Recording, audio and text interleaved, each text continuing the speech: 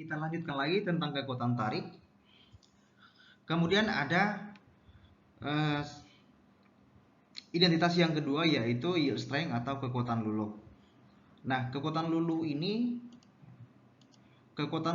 adalah tegangan yang dibutuhkan untuk menghasilkan sejumlah kecil daerah deformasi plastis atau regangan, ya. Ini nilainya sangat kecil sekali, ya. Nilainya sangat kecil sekali, sehingga nilai kekuatan luluh ini merupakan titik awal sebuah material mulai terdeformasi secara plastik, ya. Seperti yang ditampilkan pada gambar ini, bahwa ini merupakan daerah elastik, kemudian daerah ini adalah daerah plastik. Nah, pada tegangan luluh yang ini, ya, pada saat tegangan luluh pada atau titik yang ini, ya, inilah batas dari sebuah material tersebut elastik.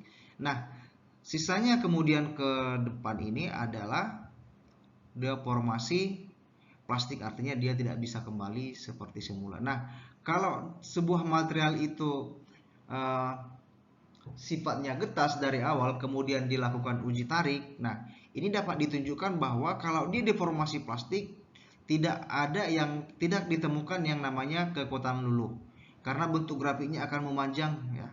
Karena grafiknya akan memanjang, berbeda dengan grafik jikalau material tersebut sifatnya adalah ulet atau getas. Nah, kalau dia deformasi plastik, maka bentuk grafiknya akan memanjang ke atas. Grafiknya akan memanjang ke atas. Nah, berbeda dengan yang material yang ulet tadi, ya, berbeda dengan yang ulet. Nah, pada titik inilah yang disebut dengan yield point dari ataupun kekuatan luluh atau yield strength dari sebuah material itu. Nah, kemudian kekuatan tarik, ya, kekuatan tarik ini artinya tegangan maksimum, ya, tegangan maksimum pada kurva engineering stress, ya, pada kurva engineering stress. Makanya ini selalu disebutkan dengan kurva engineering stress, ya, atau didefinisikan juga dengan tegangan maksimum yang dapat ditahan material ketika ditarik sebelum mengalami necking atau penyempitan penampang pada permukaan atau penampang daerah tertentu. Nah, kalau kita perhatikan pada gambar ini, ya, bahwa ini merupakan kondisi awal dari sebuah material yang diuji tarik, ya. Inilah kondisi awal, ya. Kemudian dilakukan lagi pembebanan, maka materialnya akan mulai mengalami perubahan pada titik ini, ya. Pada titik yield strength, ya, mulai mengalami perubahan, ya. Kalau kita bandingkan dengan yang ini sangat jelas berbeda.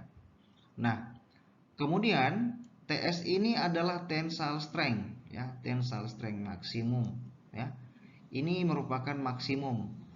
Disinilah material mengalami atau memiliki kekuatan tarik yang maksimum, ya, memiliki kekuatan tarik maksimum. Kemudian setelah itu material memulai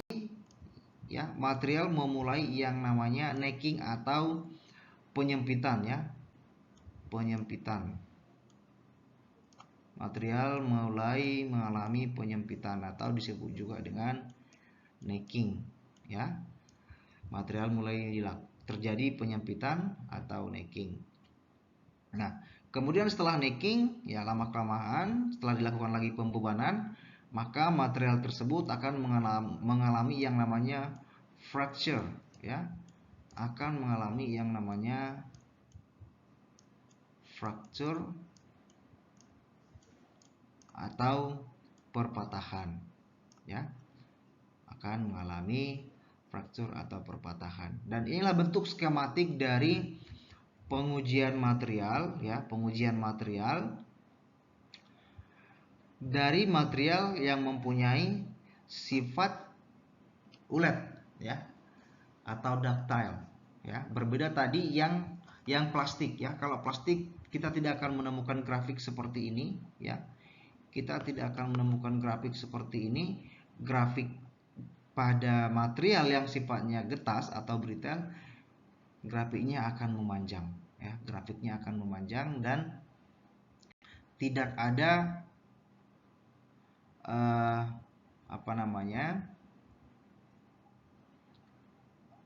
tidak ditujukan dengan adanya penyempitan pada permukaan benda uji. Jadi langsung setelah diuji dilakukan pembebanan, maka dia akan langsung patah. Namun tetap pada titik maksimum ya. Material yang mempunyai elastis dan juga yang deformasi plastis hanya dari sisi grafiknya dibedakan dari materialnya. Dari bentuk grafiknya. Kalau bentuk grafiknya memanjang ke atas, maka dapat dipastikan itu adalah material plastik. Kemudian kalau dia mengalami perubahan dan tidak patah pada yield strength-nya, maka itu disebut dengan kurva elastik.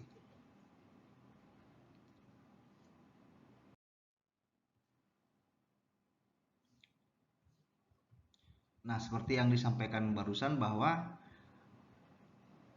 ductility ini tingkat keuletan ya, atau ukuran derajat deformasi plastis ya, yang bisa ditahan material sampai mengalami patah. Ini disebut dengan percent elongation. EL ini adalah percent elongation. Kemudian yang persen RA ini adalah persentasi dari reduction area atau penurunan dari area.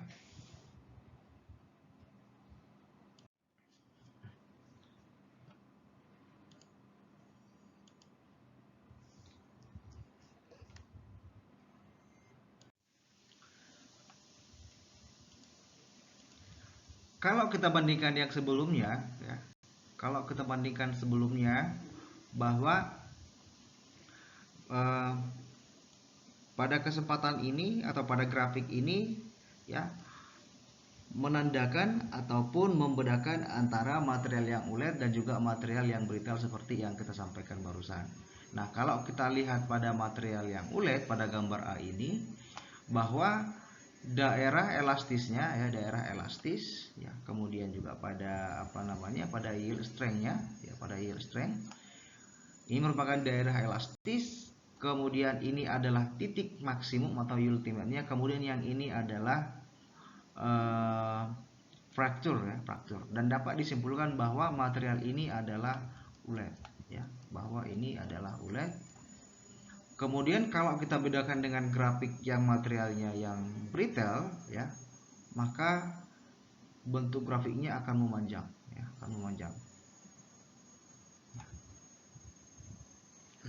Oke, itu merupakan perbedaan antara brittle dan juga ductile.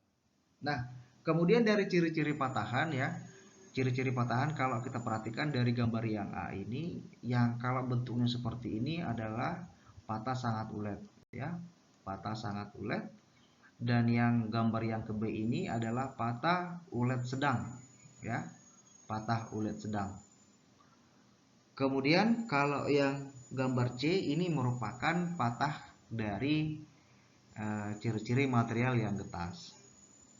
Nah, kalau kita perhatikan pada gambarnya ya, kalau kita perhatikan pada gambar ini, bahwa gambar yang materialnya yang sifatnya ductile ya, diindikasikan adanya bekas necking ya, atau perubahan atau penyusutan dari penampang dari material logam yang diuji. Berbeda dengan yang brittle ya, bentuk patahannya akan kasar ya,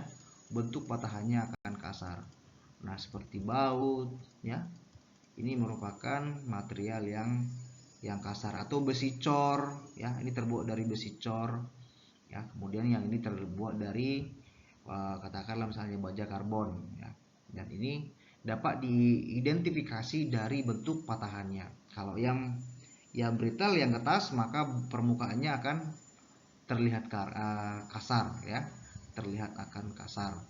Kemudian kalau dia yang material yang dating, dia akan kelihatan bekas dari neckingnya atau perubahan atau penyusutan dari material itu tersebut.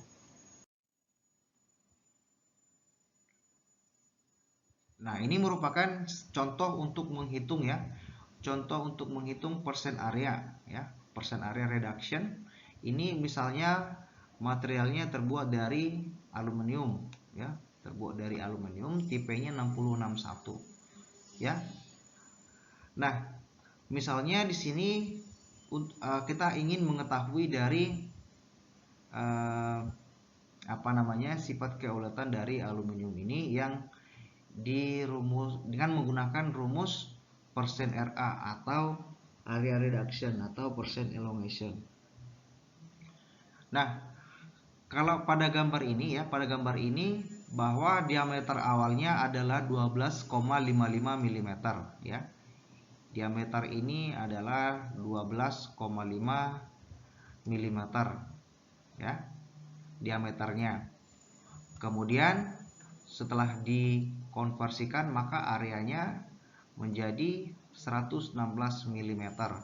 Nah, 12,5 diameter sama dengan 12,15 ya. Kita tahu bahwa untuk mencari luas ya, luas lingkaran, bahwa rumusnya adalah V R kuadrat. Nah, kemudian dari diameter ini 12,5 kemudian dibagi saja menjadi 2 ya, dibagi 2, maka ini hasilnya sekitar 6, sekian ya, 6, sekian. Kemudian dari hasil diameter itu maka V 3,14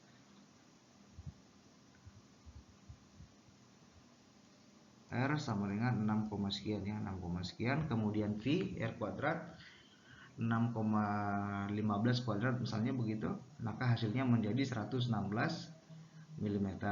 Nah, kemudian necking ya, necking atau penyusutan permukaan dari material uji ya. Ini setelah dilakukan neckingnya, maka diameternya berubah menjadi 9,46, yang awalnya adalah 12,15 berubah menjadi 9,46. Nah, maka luas areanya atau luas permukaannya menjadi 70 mm. Caranya sama dengan cara yang sebelumnya. Nah, maka persen area reduction dengan menggunakan rumus A0 dikurang AF dibagi A0 dikali 100. Jadi yang 116 ya, permukaan luas penampang awal dikurang luas penampang akhir setelah saat necking, kemudian dibagi A0 atau luas permukaan awal, maka kemudian dikali 100, maka hasilnya adalah 40% ya. Maka elongasinya adalah 40% dari kekuatan tarik material tersebut.